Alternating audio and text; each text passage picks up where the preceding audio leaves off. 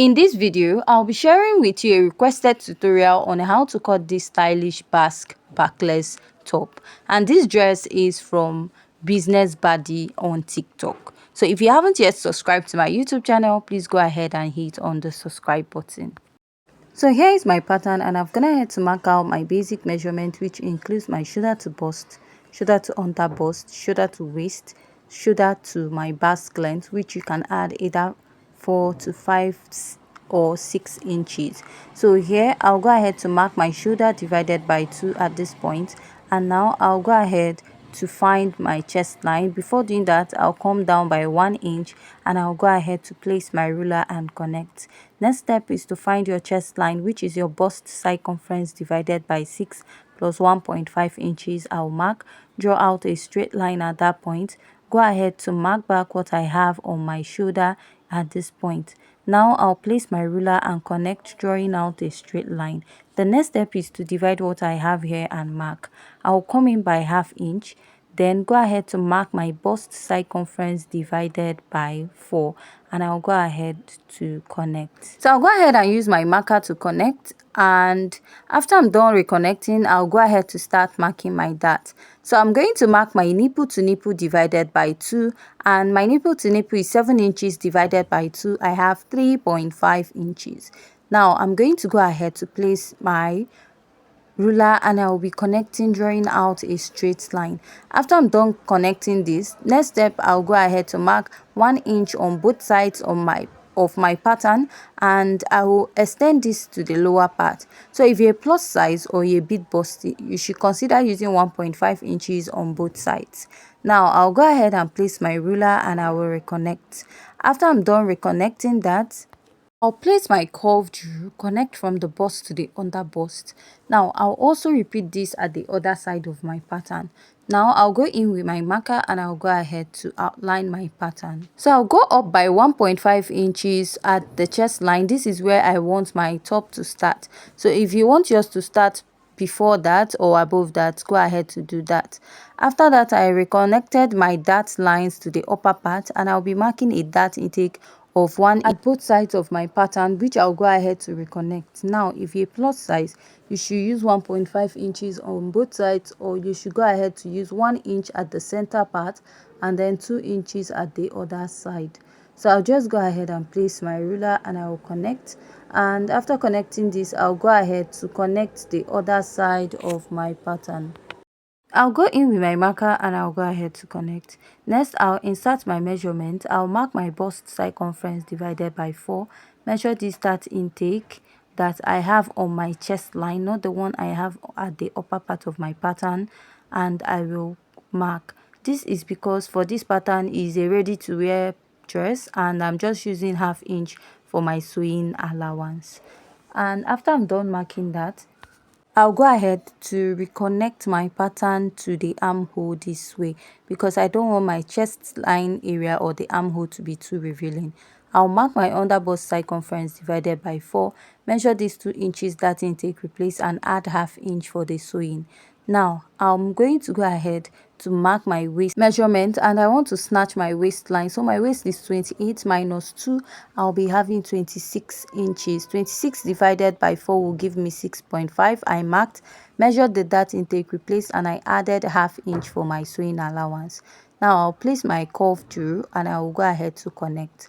Now from this place, blend in your pattern this way, come in by your sewing allowance, and then go ahead to place for your basque, so that by the time you come in by your sewing allowance by the lower part, your back pattern and the front will be meeting. Now the basque on this dress is not too curvy, like not a triangular basque like you usually have in your ashwebi dress. This one is a bit roundish at the lower part. Now I'll outline my chest line, and the next step you need to take is to go ahead to mark out the sleeve. So you can use about 2 inches or 1.5 here. So if you use 2 inches, by the time you use ½ inch to attach your sleeve, you'll be having 1.5, while if you have 1.5 here, if you use ½ inch to attach your sleeve, you'll be having 1 inch.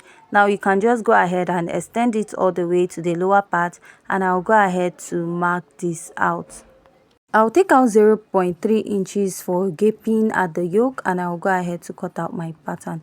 So if you find this video very interesting and educative, please don't forget to hit on the subscribe button and subscribe to my YouTube channel. So now we'll be drafting out the back pattern of this dress, which I've gone ahead to mark out all the basic measurement just like we did for the front.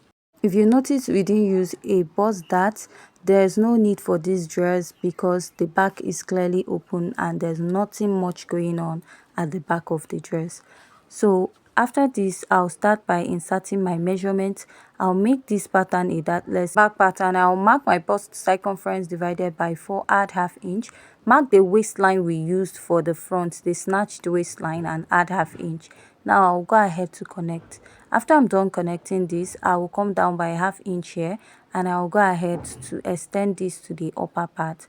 After I'm done extending this, the next step is to go ahead to mark how open you want the back to be. I'm using 3 inches because the back is very open. You can use more than this if you want to. So after marking this, I'll just go ahead and I will outline my pattern, and this is what we have for the back pattern. As simple as this, and go ahead to add your loop at the back. So I'll just go ahead and cut this out, and we are going to cut out the flare part of the sleeve. But before cutting that, you also want to mark the upper part of your sleeve, because you're going to be attaching your sleeve to this part, that is the flare part. And also mark that 0.3 inches. Also mark the area where your sleeve will be stopping. Now I'll just go ahead and cut this out and merge up the sleeve at the shoulder point. So after cutting this, we'll be heading over to cut out the flare part of this sleeve. So after I'm done cutting this now, I'm going to measure up my 2 sleeves, and I'll go ahead to measure what I have there. I'll be using it to cut out the flare part of this sleeve. So now for the flare part, I'm going to be cutting this into 4 flare, that is 360 into 360 flare. So I'll fold this into 4, which I've folded it the first time, and I'm folding it the second time again, making it 4 pieces. So you notice that I have 2 closed edge.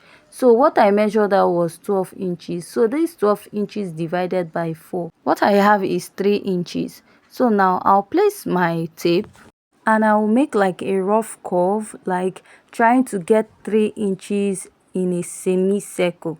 This is like the easiest method to cut your flare, but the other one you have to do a lot of calculation. So when I draw out a semicircle that is up to 3 inches, now to cross check to make sure that is 3 inches, I'm going to place my tape from the closed part and measure what I have, which is 2 inches, and I'll take it round. After taking it round, just go ahead and remeasure the new line that you marked. If it's that same 3 inches, you know that it is accurate. So what you now do is to determine the length of your flare, and whatever you're cutting, you're going to be adding your folding allowance or weaving allowance, and also joining allowance to the pattern, because you're going to either turn it up with the same fabric or you're going to weave it, and you're also going to use ½ inch to add it to the shoulder part of your dress. So you're going to include all those factors when you're cutting this out. So I'll just go ahead and connect, and I will be cutting it out.